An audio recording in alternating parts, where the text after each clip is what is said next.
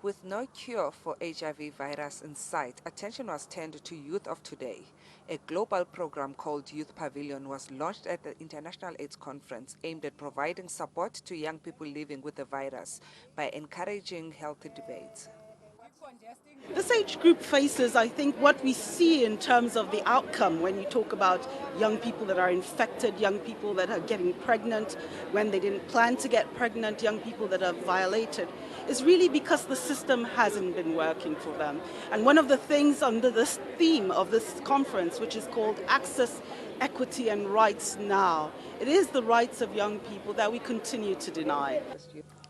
Africa has the youngest youth population, with teenage girls and young women being the most affected because of circumstances such as gender violence, child marriages, and genital mutilation. Renowned singer Yvonne Chaka Chaka says children need to be children, and we as adults need to combat gender inequality that many countries are facing. We need to make sure that we empower both girls and boys, because if we keep saying we want to empower girls and leaving the boys behind, it's going to be a vicious cycle. So when we talk about girls' issues or boys' issues, we need to bring all of them together and make sure that they respect each other and they know that they are equals at the end of the day. We've seen in different countries, around our continent in Africa, girls are not given the chance. Girls are being married off at a very early age. Boys are taken to school. I think as much as I respect our culture, we need to say let the children be the children, let them live and learn, and let the children just be themselves.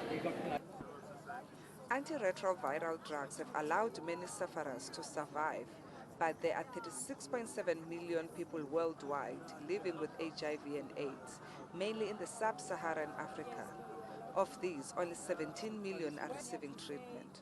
There's so many assumptions. With any other disease, you have a disease. You have cancer, you have lupus. With HIV, it's assumed you've done something wrong. HIV, when you say HIV or AIDS, it's like a bomb. You've dropped a bomb. The conference has returned to Africa 16 years after Nelson Mandela said to the world to take up the fight against AIDS, describing it as one of the greatest threats humankind has faced. There's been a hype of activity here at the Chief Albert Luthuli Convention Center for the 21st International AIDS Conference. The conference has been attended by at least 18,000 delegates, with a common goal of having an HIV-free generation by 2030. For ANN7, I'm Patti Samfuyo in Durban.